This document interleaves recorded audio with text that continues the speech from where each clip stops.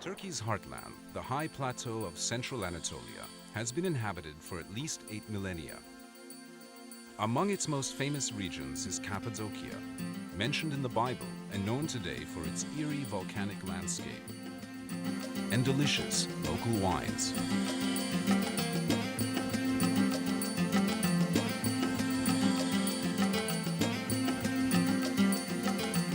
When Mount Erciyes, near Kayseri, was an active volcano, it spewed tons of lava and volcanic ash over the region. The ash solidified into soft rock that was later eroded by wind and water into valleys, plateaus, gorges, caves, and pinnacles. Early Christians settled in Cappadocia to practice their religion in peace. St. Paul visited here, and many monks and hermits sought the solitude of its lonely valleys filled with caves.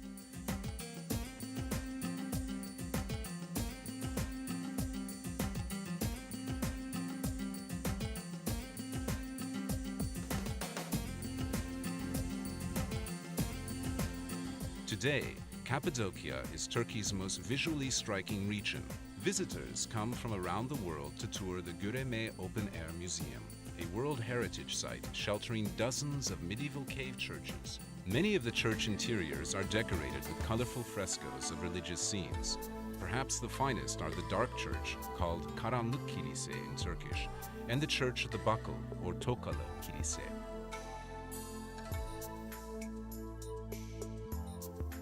Not far from Göreme is Zelve, another open-air museum. Three steep valleys come together to form this historic area, which is also filled with ancient cave churches and dwellings. The Zelve valleys were actually inhabited until the 1950s. By that time, erosion had threatened the structural integrity of many caves, and there was a risk of collapse, so the inhabitants were resettled nearby. Dominating the Cappadocian skyline is the natural fortress of Uçhisar, rising above the town of the same name. This great rock promontory, 60 meters high, was hollowed out and made into a fortress by early settlers. Today, visitors climb to the top through a system of caves and passages to enjoy the spectacular panoramic views from the top. The town of Avanos, on the banks of the Kızılırmak River, is famous for its colorful Cappadocian carpets and red clay pottery.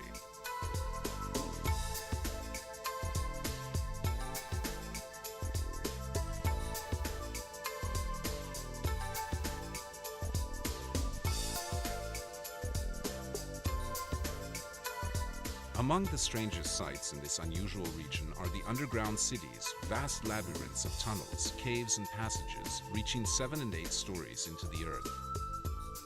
They were inhabited during the 7th and 8th centuries by local Christians seeking refuge from invading Arab armies. 36 underground cities, large and small, have been discovered in Cappadocia. Each underground refuge has kitchens, wine and olive presses, dining halls, stables, sleeping rooms, storage areas, deep wells, ventilation shafts, and even churches.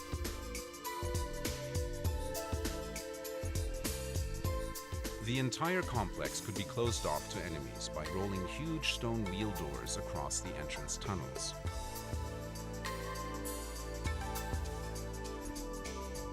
Konya, to the west of Cappadocia, was an important city in Roman times. During the Middle Ages, it was one of the chief way stations on the Silk Road, and also the capital of a flourishing empire established by the Seljuk Turks.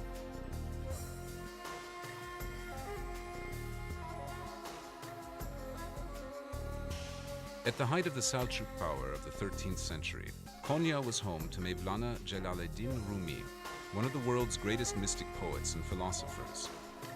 Rumi's disciples became the whirling dervishes, Sufi mystics who seek spiritual communion with God through a captivating circular dance.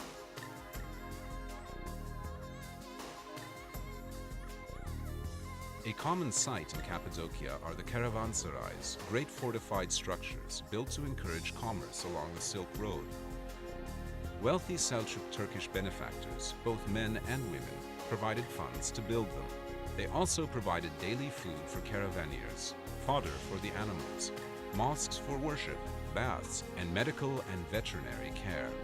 Caravanserais were built about 20 kilometers apart, a day's travel by camel caravan. Over 100 of these fine buildings can still be seen in Turkey, many of them in Cappadocia.